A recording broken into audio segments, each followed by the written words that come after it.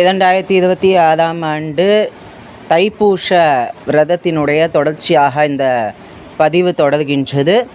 தை மாதத்தில் வரக்கூடிய பூச நட்சத்திரத்துடன் கூடிய முழு நிலவு நாள், அதாவது பௌர்ணமியை தான் நம்ம தைப்பூச பெருநாளாக கொண்டாடி கொண்டு வருகின்றோம்.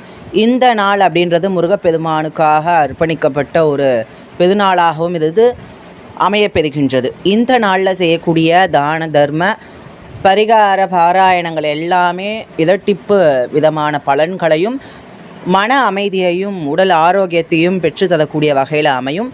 மேலும் திருமண வரம், குழந்தை வரம் ஆகிய அனைத்து விதமான தலைநெறிக்கும் பிரச்சனைகளுக்கும் இந்த நாளில் நம்ம விரதம் இருந்து முருகப்பெருமானை வழிபடும் பொழுது அதனுடைய பெரும் கருணையால் அது அனைத்து சிக்கல்களும் நமக்கு தீர்ந்து ஒரு நல்வழி பிறக்கும் அப்படின்றது சத்தியமான உண்மை. இந்த நாளில் நிறைய அன்பர்கள் காவடி எடுக்கக்கூடிய பழக்கத்தை கொண்டிருப்பார்கள். காவடி அப்படின்றது முதல்ல யார் ஏற்படுத்தினா அப்படின்னா இடும்பன் அப்படின்னு சொல்லக்கூடிய பூதகணம்.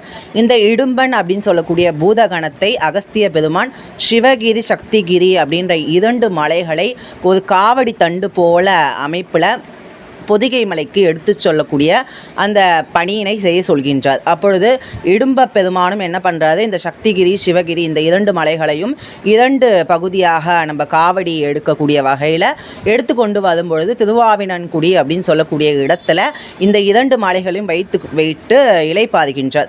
அந்த நேரத்தில் முருகப்பெருமான் அங்கு பழனியம்பதி ஏற்படுத்த வேண்டி ஒரு சிறு பாலகனாக வந்து கேலி செய்யக்கூடிய அந்த நிலைமையில் இடும்பனுக்கு மிகவும் கோபம் வந்துவிடவே அந்த சிறுவனை பிடிக்க முயன்ற பொழுது முருகப்பெருமான் விஸ்வரூபம் எடுத்து அந்த இடும்பனை அங்கேயே அழித்து அவரை ஆட்கொண்டு அதில் புதுகின்றார். அந்த மலை தான் இப்போ சிவகிரி அப்படின்னு சொல்லக்கூடிய பழனி மலையாக நமக்கு இருக்கின்றது. சக்திகிரி அப்படின்றது இடும்பன் மலையாகவும் நமக்கு இருக்கின்றது. அதனால தான் இந்த 2 மலைகளையும் எடுத்து வந்த அடையாளமாக இடும்ப பெருமான் கேட்டுக்கொண்டதின் பிரகாரம் இந்த காவடி எடுத்து யார் ஒருவர் நியம நிஷ்டையோட விரதம் கடைபிடித்து முருகப்பெருமானுக்கு அர்ப்பணிக்கக்கூடிய பதார்த்தங்களை அந்த காவடியில் எடுத்து வராங்களோ அவர்களுக்கு நினைத்த காரியம் கைகூடும். மற்றும் இடும்பனுக்கு கொடுத்த வரம் போலவே நமக்கு எப்பேற்பட்ட துன்பங்கள் இருந்தாலும் இந்த காவடி எடுத்து முருகப்பெருமானை அன்று விரதம் இருந்து தியானிக்கும் பொழுது அப்பேற்பட்ட ஒரு வரத்தினை பெருமான் நமக்கு எல்லாம் தருவார். அது சத்தியமான உண்மை.